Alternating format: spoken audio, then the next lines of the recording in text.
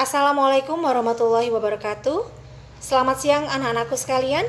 Bagaimana kabar kalian hari ini?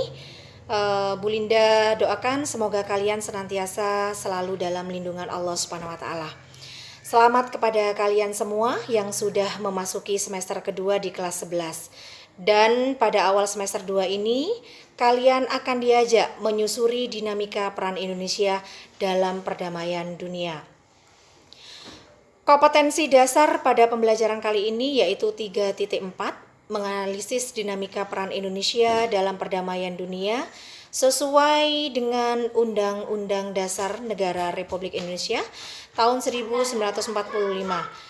Kemudian 4.4 mendemonstrasikan hasil analisis tentang peran Indonesia dalam perdamaian dunia sesuai dengan Undang-Undang Dasar Negara Republik Indonesia tahun 1945. Hari ini kita akan membahas tentang dinamika peran Indonesia dalam perdamaian dunia.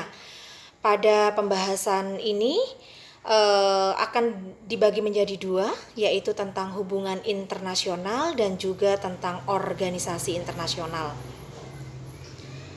Adapun latar belakang daripada pembahasan kita kali ini, yang pertama adalah pada alinea keempat pembukaan Undang-Undang Negara Republik Indonesia tahun 1945 yang menyebutkan bahwa salah satu tujuan nasional bangsa Indonesia adalah ikut melaksanakan ketertiban dunia yang berdasarkan kemerdekaan, perdamaian abadi, dan keadilan sosial.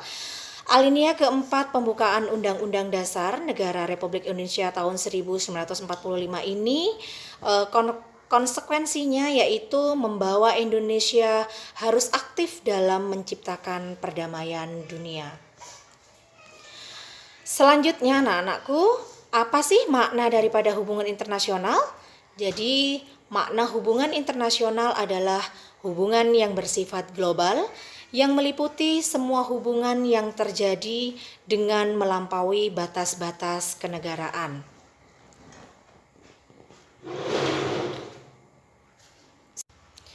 Selanjutnya, konsepsi hubungan internasional. Nah, konsepsi hubungan internasional itu dibagi menjadi tiga anak-anakku.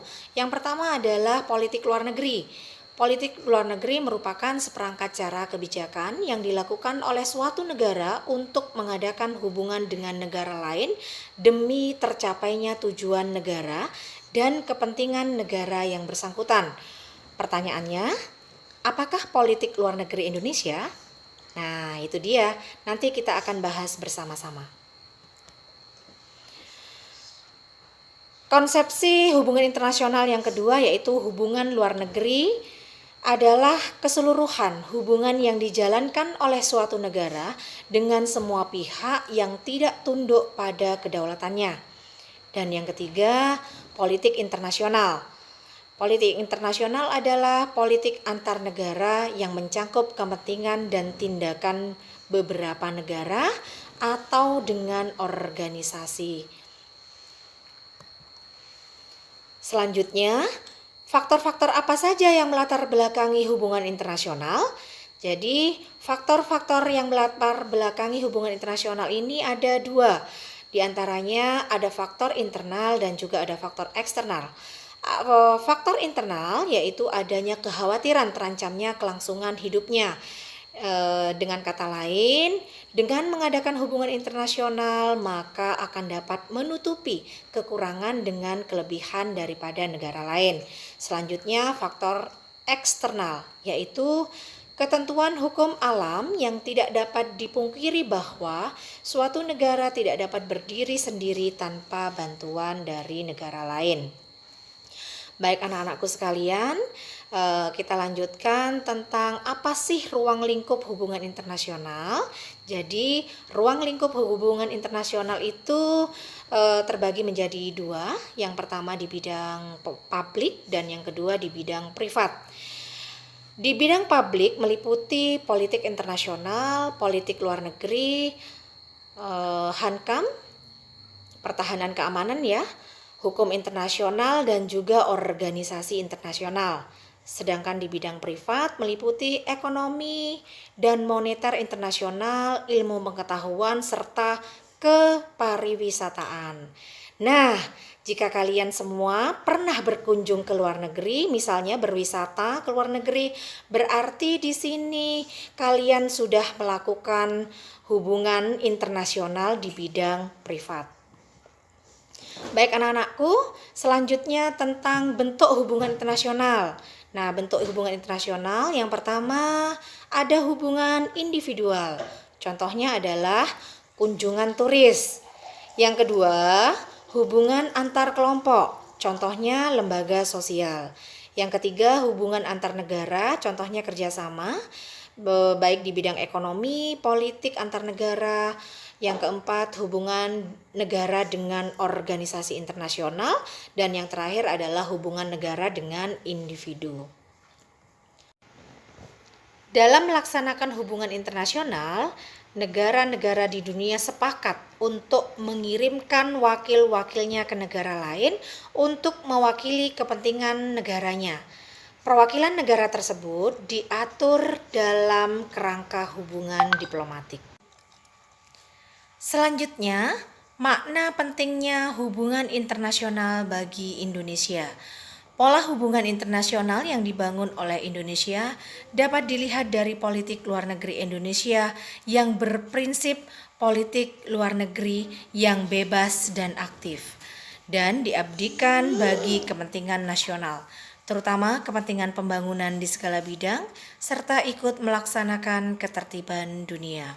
Anak-anakku sekalian, tentunya kalian sudah sering mendengar prinsip politik bebas aktif, di mana bebas artinya tidak memihak kepada salah satu kepentingan suatu blok atau suatu negara, dan aktif yang artinya selalu menyuarakan perdamaian dunia. Baik, selanjutnya tujuan politik luar negeri menurut Dr. Andes Muhammad Hatta. Yang pertama adalah mempertahankan kemerdekaan bangsa dan menjaga keselamatan negara. Yang kedua, memperoleh barang-barang yang diperlukan dari luar negeri untuk memperbesar kemakmuran rakyat. Dalam hal ini tentunya kita harus maklum ya, bahwa tidak semua barang bisa dihasilkan di negara kita sendiri. Jadi kita juga membutuhkan barang-barang yang berasal dari luar negeri.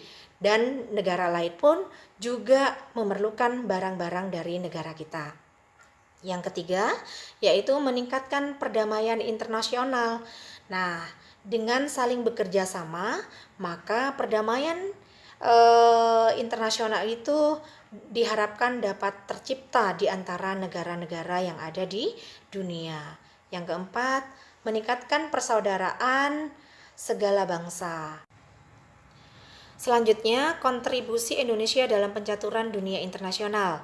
Yang pertama, Indonesia menjadi anggota PBB ke-60 pada tanggal 28 September 1950. Yang kedua, memprakarsai penyelenggaraan KAA, Konferensi Asia Afrika, pada tahun 1955 yang melahirkan Dasa Sila Bandung. Yang ketiga, keaktifan Indonesia dalam gerakan non-blok pada tahun 1961 yang berperan dalam meredakan ketegangan antara blok barat dan juga blok timur.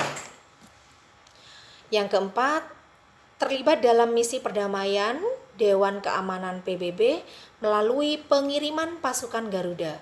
Yang kelima, menjadi anggota ASEAN. Yang keenam, ikut serta dalam event olahraga internasional seperti SEA Games, Asian Games, ataupun Olimpiade. Dan yang terakhir, aktif dalam OKI, Organisasi Kerjasama Islam, APEC, dan juga OPEC. Demikian pembahasan kita tentang hubungan internasional yang merupakan peran serta kita menjaga perdamaian dunia. Sampai jumpa lagi anak-anakku pada pembahasan kita tentang organisasi internasional. Kiranya itu saja yang dapat Ibu sampaikan. Pesan Bu Linda, selalu jaga kesehatan, selalu menggunakan protokol kesehatan dengan baik dan benar, dan mudah-mudahan pembahasan kita kali ini membawa kemanfaatan bagi diri kalian maupun bagi orang lain. Baik, itu saja yang dapat Bu Linda sampaikan, kurang lebihnya mohon maaf. Assalamualaikum warahmatullahi wabarakatuh.